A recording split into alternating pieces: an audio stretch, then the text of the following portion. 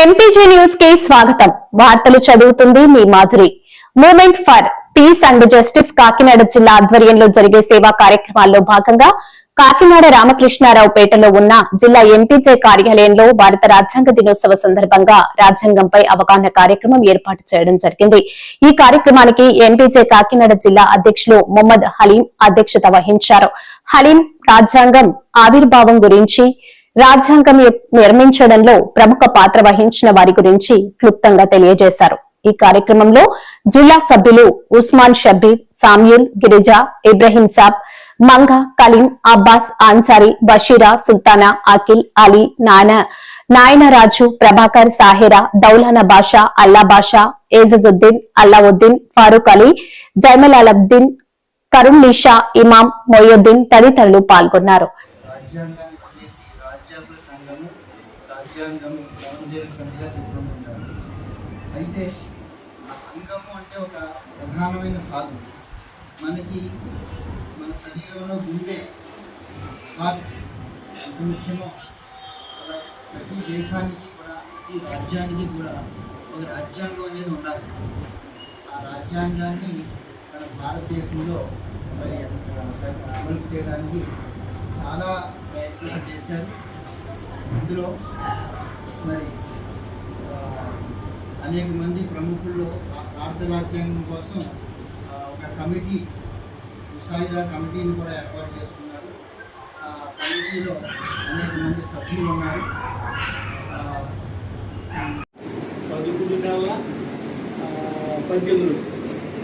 దాని తర్వాత 2 నెలల తర్వాత పూర్తిగా అది భారత ప్రభుత్వం ఆమోదం ఎప్పుడు చేసింది, దాన్ని మనం సూపర్సీడే చేసుకున్నాం. 1950 జనవరి 26 చేసుకున్నాం. యాక్చువల్గా నవంబర్ 26 నుంచి జనవరి 2 తర్వాత మనం రిపబ్లిక్ డే మనం చేసుకుంటాం.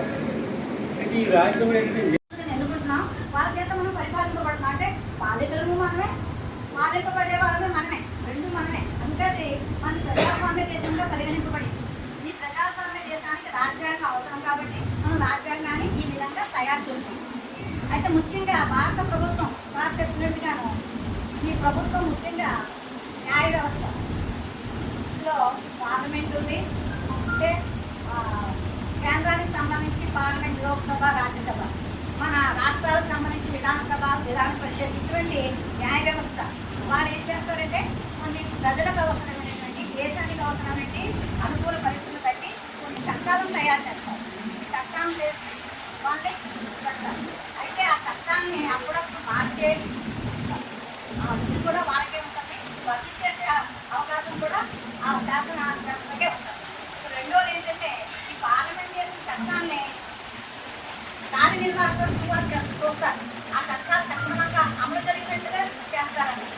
మూడోది ప్రజలకు ఎటువంటి అవసరాలు వచ్చినప్పటికీ, ఎటువంటి వాళ్ళ హక్కులకి భంగం కలిగిన అవన్నీ తెలుసుకోవడానికి ఈ జ్యుడిషియరీ న్యాయ వ్యవస్థ ఏర్పడింది. ఈ విధంగా ప్రభుత్వం ముఖ్యంగా శాసన వ్యవస్థ, కార్యనిర్వాహక సంస్థ, న్యాయ వ్యవస్థల కింద విడదీయబడింది.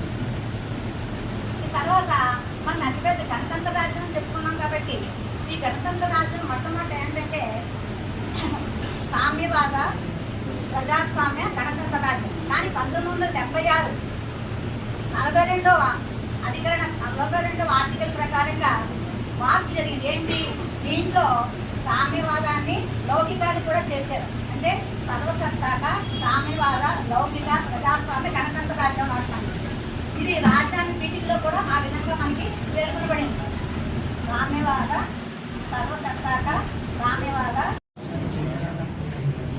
ముందుగా సభాధ్యక్షుడు జనాబ్ హలీం గారికి, ముఖ్య అతిథిగా వచ్చేసిన గారికి, నమస్కారాలు.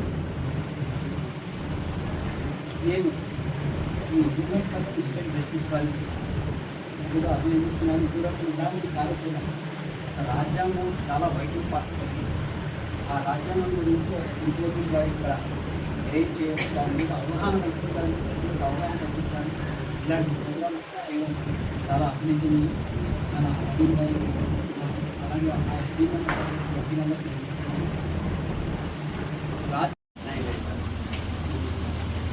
अस्सलाम वालेकुम रहमतुल्लाहि व बरकातुहू।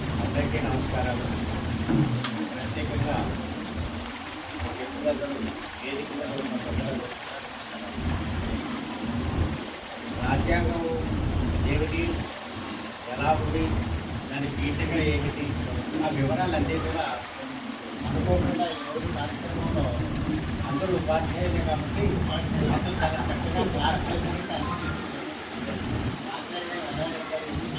రాజ్యాంగంలో అంశాలన్నీ ఏ అంశాలు ఉన్నాయి అన్ని విషయాలు చెప్పేశారు. మేము రాజ్యాంగం కేవలం రాజ్యాంగంలో చిన్న విషయాలు చెప్పడానికి ఇష్టపడం. ఎందుకంటే రాజ్యాంగ ఉల్లంఘన ఎలా జరుగుతుంది అన్న విషయం మీద మేము బాధపడతాం.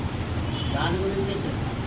ప్రధానంగా ఏంటంటే అసలు రాజ్యాంగం ఉన్న విషయాలు చెప్పినప్పుడు మనం ఒకసారి ఆలోచించాల్సింది, ఇక్కడ మన అన్ని మతాలకు సంబంధించిన వాళ్ళు ఉన్నారు కాబట్టి మనిషి యొక్క జీవితంలో ప్రతి వారికి వారి వారి ధర్మాలకు కావలసినటువంటి గ్రంథాలు ఉంటాయి.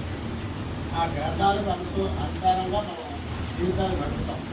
హిందూ మతానికి సంబంధించిన గ్రంథాలు హిందూ మతాన్ని నిర్దేశిస్తాయి.